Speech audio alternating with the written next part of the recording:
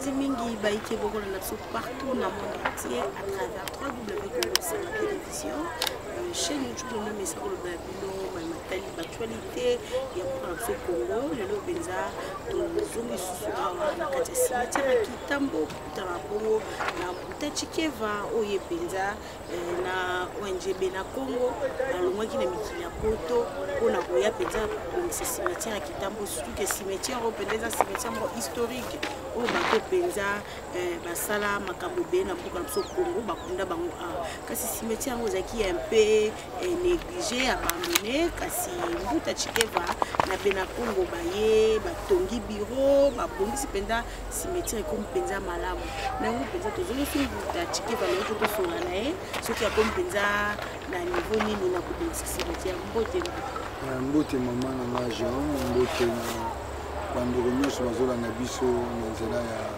ya média misala cimetière ekomi na suka cimetière mpe ndenge eza wana basilisaka kobongisa yango te mais eloko ezalaki prévu tosala tokokisi yango omona na nsima na biso bandeko baza wana bazobongisa batombe oyo eza na kao moko ya kosakana te ozomona moto aza na kati voir même soki baluki wana omona moto aza na kati fo tobongisa mpe tombe wana ozomona ebembe ozomona baeskelete ya bato e fo tobongisa mpe batombe oyo ezali na entrée ya cimetière mpona koprépare journée ya inauguration ya bureau e remise ya bureau po bureau ebukanaki ebebaki babukaki yango mpona ordre mpe organisation ezala voilà tokomi na fin ce qui est prévu normalement sauf imprévu de changer date ce qui est prévu que le 14 et puis pour l'inauguration du bureau. Et d'ailleurs, nous toujours remercier Bakonzi ya basoda ya mboka na biso. C'est comme si il débuté. Non, quand on dit on toujours remercier armée pour Bakonzi ya Congo.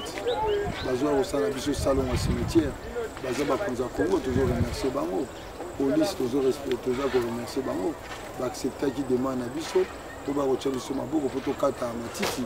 Sachant que sur le tambola au monde qui se mettra à Kitambo et Kundara Basoda, na ba policier na ba famille na bango. Donc voilà, pour que ça merci pour la contribution à bango na makambo tali salon na kata cimetière à Kitambo. Et des beaux ala na ba monde pour filmer pour ba tout monde qui est armé avec Bena Congo, bazo kata matiti pour honorer ba kopo na bango. Oui, Bena Congo penza bandima moko ko honorer ba mort. Pourquoi ça lango qui était la moi ONG botungita moi ndako moko na ba vieillard pour na ba orphelin pour na niveau koneka bo bosa esika ba oui. C'est comme si moi qui si moi zobomba na seki ya kati Bena Congo. Qui c'est la pour na ni? Ngana ni bato ba répondre ngana nzela chaîne na ye. Ba yebisanga. Ideni nango a personne na bozanga na ba mort. Kovanda na tomboti. Kovanda na tombo. Mais Jésus n'a vu dans la Bible, les obéis de la nuit, l'homme de Galilée, le na bala Yesu, na motema moko. Mais il n'y a pas de ressemble à la Congo, na bakufa Eli na Moïse. Na Getsemane, il y a un cimetière. Donc il y a Jésus à malam, il y a des choses à ma baie. Oui, c'est un biso. Pour toi le baga, na bino la biso. Jésus moko, Eli na Moïse, bakoko ne bakufa, ndenge Bible le ba. D'ailleurs que Pierre a le bien ah na mokonzi point otonga banda komisa tete moko ya Eli moko ya Moïse. Donc le gars va comme Moïse ba Eli ba Jésus ils ont sonné bien na mato ya bato sepeli nango ceux biso de yena cimetière de bon ça va ko na soko mabe na Getsemane azaki na zo sambela asambeli po baya ko selisa na bakoko na ya kene cimetière donc là sonné ko sambela koko na cimetière comme problème ba bibe na Congo balongo poto ba yiko comment ba protection ba yiko comment ici encore au monde lobi Bena Congo qui et pambo mi bambon et bele ko ba yiki ko zo mo loko mo na kati cimetière. Non, Satan est partout. Somos en kisi, nous en partout. Bien que le mot kisi ngolo ba tene nous zo kanisa. On habite somos en qui kadi en pemba le satanisme est partout. Au niveau social ba fula on a aux partout. Au côté na franc-maçonnerie au fulami, au côté na rose croix au fulami, ça on partout même awa ba rose chrétien ba franc-maçon bazali. Mais awa cimetière ezali obino bokanisa ngati. Cimetière est-ce que vani banzambe na bino. Tant que vous reconnaître votre bakufate pour souffrir. Au monde salito vous allez na bino pekuna. Oui, Mutachikeva, Belle la Mingi, chef de l'État, tant qu'à reconnaître on a été et mboka kokende liboso te jusqu'à présent mpe ata bozwita mo appel moko te na présidence ata na fondation ya madame Denise Nyake ou bozwita mo appel moko te na bakonzi ya mboka baautorité na biso ya likolo mwa likolo te tozwi na biso appel ya motu moko te tozwi mpe soutien ya motu moko te aya kopesa biso mbongo po tosala mosala tozosala mbongo oyo je remercie vraiment na Congolais au bazar de partout dans le monde. Il n'y a pas que seulement Bénin Congo pour abimisi mbongo. Même les Congolais musu bazana lingoma na biso Bénin Congo te. Baboy kuna tanga bakomo na bango parce que bazo sala avec amour na batata na ba maman na bango baza tellement ébélé baza ko soutenir action parce que ba yebi attachement na bango ba yebi importance ya ba we et pas na biso. Omoni na oyesa mino loko moko. Bon matabuki ata bobengisi ba japonais ba américain ba na avion na bango ba kiti ba français ba na ba train ba belge ba na ba danki nani susu ba allemand ba yeso na ba antenne tant que cimetière ezabo rien ne marchera na katako ata union sacrée ata soki union ni nango boko sala tant que vous respectez la mort na binoté, rien ne marche. Président Nengazawana, la constitution na biso baloba aza président ba vivant na ba mort. Nana monate tata to maman moko a négligé bana apona bana, ali bana o aboyi bana o. Donc son premier devoir, ils allaient comprendre soin na ba mort baza. Salité rose dans la cimetière té. Bako profaner kuna te, va voir là-bas. Que nous tala kuna mona mouei, au mona squelette à moto. Donc nous tala. Allons, ok. Voilà la caméra, venez voir.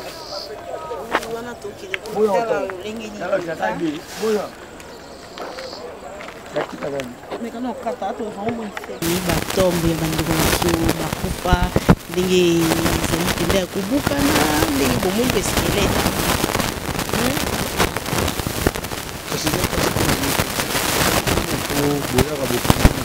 la maman papa utiki biso boyepona nini nakokufa bato bokei bosundeli motu wana boyaka kotala ete motu wana komi roi ya bato mabe po bayaka kosala bayaka kodétruire koprofone batombe na butu voilà motu tombo wana ebukani wana bazwi bamabangana baorganize yango po bakotyango esika mosusu mbuka cimetière ekambo eza na administration mbongo otaka ke na ministère intérieur nayebi te mbongo bango bazuka pourquoi kobimisa okite bango baolia mbongo bon wana eza leta ekoyanso bokende osala émission botuna bango mbongo bango bazwaka na cimetière bakundaka bato batya yango wapi nga aza nanga ministre intérieur te moi mpe na répondre eza te na baso mbongo yango okendaka wapi nga aza nanga député na sénateur ya bawe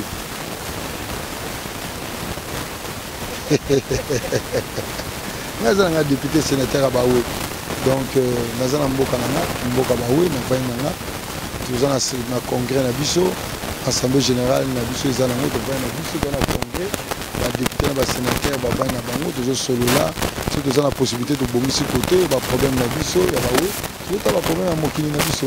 Mais c'est comme si Bénin Congo bakogérer baproblème na bango kaka na bawe pourquoi pas okende na bakonzi ya mboka lelo chef de l'état mpenza abengi union sacrée atie mpe informateur baati bikwebo oyo mpe biro eza na assemblée nationale akoyamba butu moi problème ya bato nyonso regroupement par regroupement pourquoi borataki mpe koyambama na consultation epa chef de l'état pourquoi pas bokoluka informateur bomeka mpe osoumettre problème na bino ya Bénin Congo mpo banda bobandi kobongoka cimetière oyo bozwi ata appui moko te ya gouvernement pourquoi pas kokuta na informateur soumettre un problème non informateur wana aza mpona azwa moya kotrouve normalement azwa moya kotrouve gouvernement oyo ifo kamba mboka ti so biso tokelisa bango kamba mboka memo bapushe pas mote ministère intérieur yon dezo gérer déjà oyebi na ye biso eloko moko ministère intérieur epesamaka pa moto azali motema d'État ya mboka eza ba ministère régalien le président ne peut pas donner ça à na moto ya yebi te il peut pas ministère de la Défense, ministère des Affaires étrangères, juste pour former le gouvernement, c'est différent. Nous présentons ça la consultation. Tout le peuple, qu'est-ce qui ne va pas au pays. C'est une occasion, on a couche de la société, et mort. Mais on n'a pas eu cette occasion-là. On a des démarches, on a des téléphones, et vous savez, dans le Nabiso, ceux qui sont comme chef de l'État, pour écouter un abattu, parfois on a besoin d'écouter un homme qui a 5 glaces, mais tout est tourné, on a empêché à écouter un aïe. On a beaucoup comme si tout le monde a le président Macron à répondre, comme les lettres à répondre, comme Bisso Awa, comme la fatine de Génine. Pas au monde en est en côté. Le bagam comme sous ba koko ba lo tendo to ba pese na adresse no ko lokai. Kozo mo. So be ba pese pété, a ko mona yo te po ba to bazana pembeni, ba bloquer ba zuma ka so kuta na fatia pese ba sac ya mbongo. Or, le pays ne se développe pas en mbongo mais na makanisi ya batu. Les idées, les bonnes idées ont été développées en mbongo. Mbongo na chose na ba millions, et ça na ba milliards et là on est bon déjà. Mais il y a sangoté qui est regroupement qui a porté au bon sens. L'État yebi. Déjà dès lors. Ba yebi. Ba ça ba kozamboka ba yebi. On va yebité. Na kata cimetière Anerazali, ba service à renseignement bazali ba yebi. Mais biso do ça la part na biso na ba koko na biso na auto moni bien pour na ba koko na biso. Après aussi c'est ça tout le monde déjà bureau qu'on a déjà c'est nango ba kokata matiti boso qu'on a déjà ba type moi déjà ba robeta déjà hein ba clôturer cimetière après on a l'aime sous commune Kitambo et pour émerger pour ba ouais ba CP na Kitambo et là on arrive Sabino pour ba na Kitambo ba émerger ba tika ko suba ana ko suma na cimetière et tant que ba on ko suma na ko suba aba nous ara na malédiction. Qui n'est pas dans la bino, quand pas va voisin 5 ans na suba.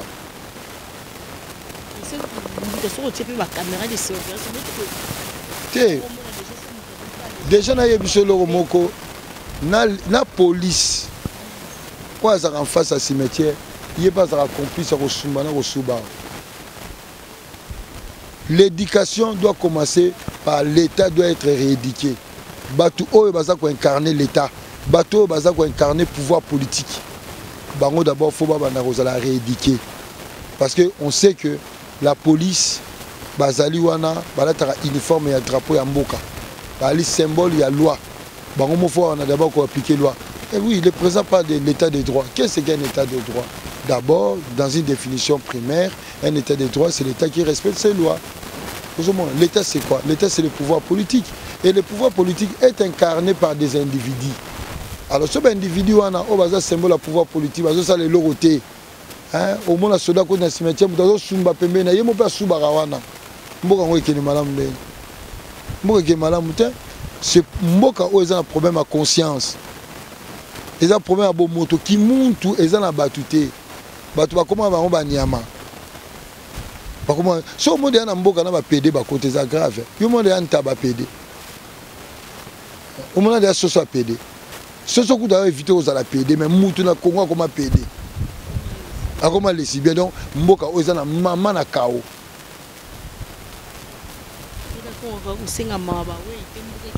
C'est comme si rien ne marche. Non. Biso de sali devoir na biso. Mais bino peut faire ça la paix bino, il y a aussi une part de responsabilité. To sali yango. To sala ka kozomona oza kobongisa bureau koto moni mutauti na ngamona yo suba na cimetière tata mukolobi metato yo vraiment nezo toilette za ti mo zo ya kosumba qui n'est pas voisin ou en face batu na Congo batambola mutu na sema ko likolo yo mona na nzela te au moins même un député juste sans cynique roulage azo le belay soda na kita bani ko gangela roulage est-ce que mboka ni ko marche na habité so me ba député ya biso bazo mériter baza l'Assemblée nationale. N'habité sur mes bases mérité base en Assemblée nationale. Les députés n'habité sur bases mérité base en Assemblée nationale. Mais oui, le pays est dans un chaos total. Et ça chaos à conscience, chaos à bon moto.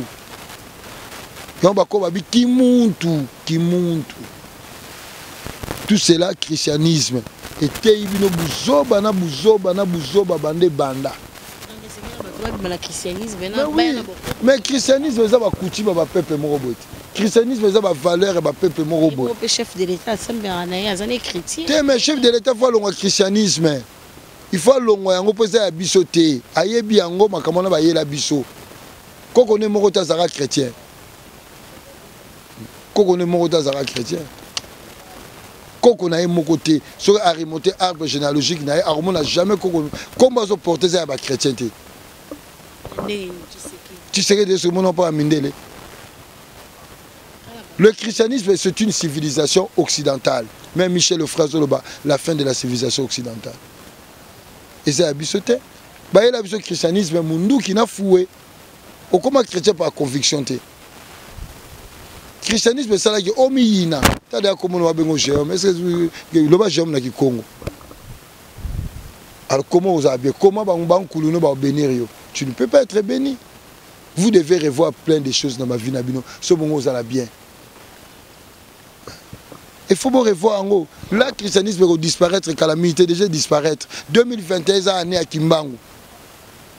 To linga te et aussi la nango beaucoup monde nango soute ba passer faut ça ba reconversion professionnelle parce que l'église est un business, est une entreprise, il y a coopération. Toutes les églises à Congo, ils ont une entreprise à coopération. Bon ça la bilan la bina christianisme na mboka oh, qu'est-ce qui a changé? Bon ça semble l'église à libanda fulu. Bon il faut le vendre ça ni minimum abeti. Si vous avez besoin de la foule, l'église est dans la carte à foule. Donc, bien sûr, vous avez la foule. Au moins, au nom de Jésus, Pidja, Satana, Kende, vous êtes devenus des fous. Vous êtes battuté. Fait dévorant, la Tindango, Kena Bamako, Kena Moujimaï, Kende Bombe, bouh. Vous êtes battuté, vous êtes des gens. C'est comme moto na religion na eno pona kimbango pona christianisme pona bisoté et loko na foi longwa et christianisme na islam foi longwa na mboka na biso na judaïsme eza ya bisoté eza makambo ebimisa libabe na mboka o euta na nzela wana mukolo biso tokuta na ba musulman na ba chrétien na ba juif na mboka o tokufa yango passe to anango papa loba kiango te na za interview à papa abina kopona ba africain te to sala bango tu mabe mais biso to senga bango pardon te mais bango ba linga biso bible pesa ya bango te ba kangama na yango ba peuple moko étrange ten bazo finga bino réellement vous êtes étrange aussi. Oui longi to comme na so pour ça moké na suka émission na sengeli président Félix Azonga kana bakoko na ya mona bino poko le président Azonga na bokoko c'est important. Le président Azonga na bokoko bokoko na biso soka zongité kozala passe pour mboka ke liboso ba autorité na biso fo zonga na bokoko ezaki nkulu na biso mettons to bala rabasi pourquoi to na pesa ba ntaba na ba meme mais bokoko ti to soki no bala baso memi masango memi ba tabo memi ba makasu mais olinga on peut lisusu te okozala ngembo te ngai na yo na autorité ya mboka il faut to ponto ça la choix soit on est ba Congo et soit on n'est pas ba Congo et to changer même ba kombo na biso. Hein?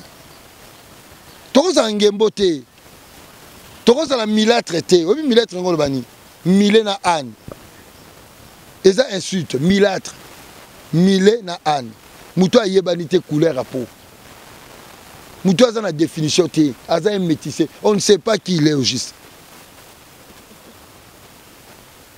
Oui, mbuta chike va comme sur suka message na on yoko lancer na bana bena Congo nyonso na président de la République na penda ya cimetière wa Kitambo comme na suka message na ba konja mboka vraiment message parce que mboka eko tambo malamu te tant que cimetière ekozalaka boye mboka ekotambolaka nango malamu te la preuve na loba yango mama au moment ya botambo liko ba tombe te bokozalaka pe na nzela te.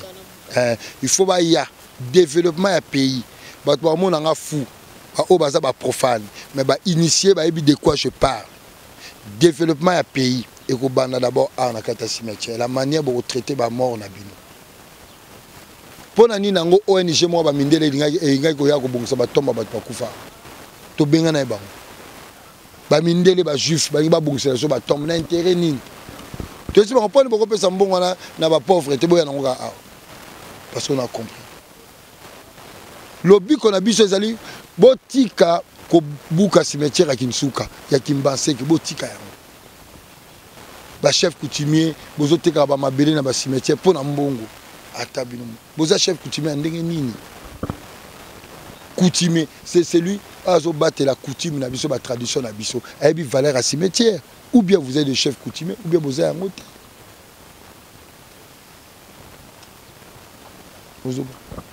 Et tant que Boko yeba ko pesa respect awate, Boko bongisa awate, c'est fini. Rien ne marchera. Ah, et voilà, et travaux comme dans la souka. L'inauguration c'est quoi? Normalement c'est prévu les 15. C'est prévu les 15, sauf imprévu. Et puis un grand chapeau, grand remerciement. On a battu de loin et de près pour contribuer pour réaliser ma cambo. J'ai vraiment la chose toujours bakoko, ba bénir bango, ba pambola bango. Matondo.